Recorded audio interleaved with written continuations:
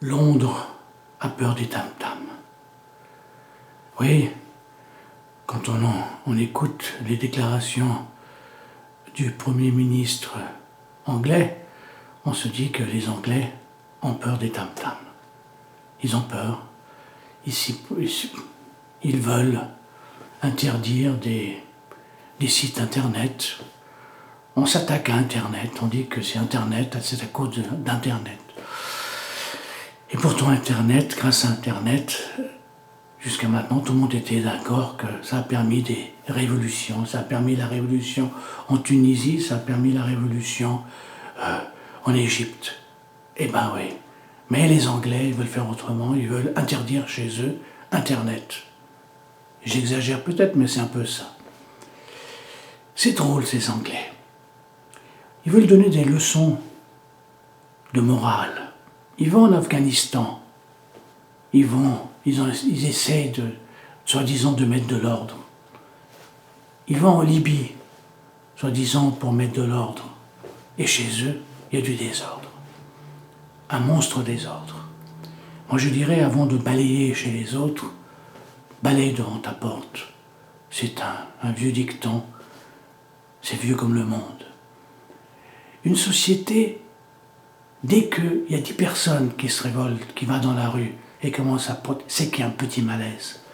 Quand il y a 1000 personnes qui se révoltent, ou il y a 1000 arrestations, c'est qu'il y a un gros malaise. C'est que la société est malade. C'est qu'elle est atteinte de quelque chose. Une société est faite de gens bien installés et des gens très mal installés, les pauvres. Je ne veux pas dire des riches et des pauvres. Je dis des gens bien installés. Des gens qui ont tout. Qui ont la maison, la voiture, le travail, une bonne éducation, un compte en banque, ils passent des vacances et ils vivent des jours heureux. Entre guillemets, je ne sais pas si c'est tous des gens heureux.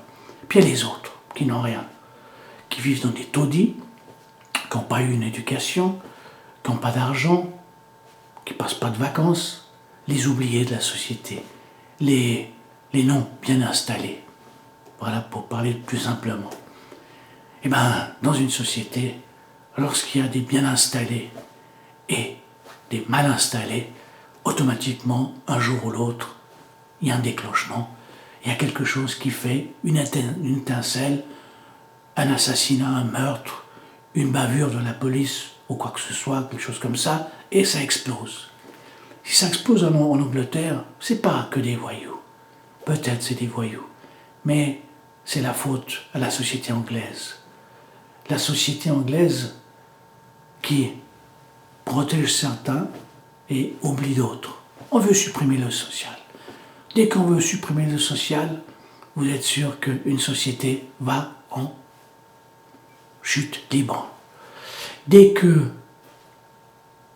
bah oui, c'est normal, hein, engueule ton fils et dis-lui, non, je te donnerai rien, tu n'as qu'à te débrouiller, va dans la rue, fais ce que tu veux, et ben ton fils, automatiquement, deviendra un voyou.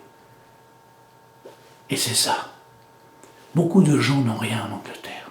Beaucoup sont des émigrés venus du Pakistan, des colonies. Ben voilà.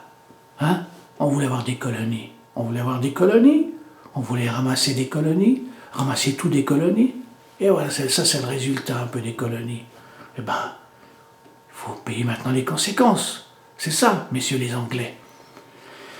Alors ne dites pas, oui, je suis contre Kadhafi. Bien sûr, Kadhafi, c'est un tyran, c'est un type qui doit quitter le pouvoir, il doit aller sur une île déserte et aller s'occuper des brebis. Bon bref, c'est un type que je déteste parce que c'est un dictateur et je déteste tous les dictateurs. Tous les dictateurs de nos jours ne méritent pas d'exister. Un point, c'est tout.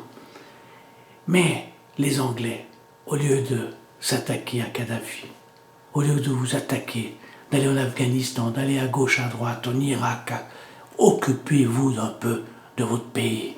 Votre pays est mal foutu.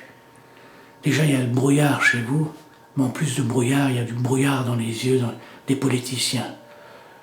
Vous êtes là, en train de vous écouter les uns les autres, sans prendre des notes, c'est un drôle de gouvernement, vous êtes un drôle de peuple.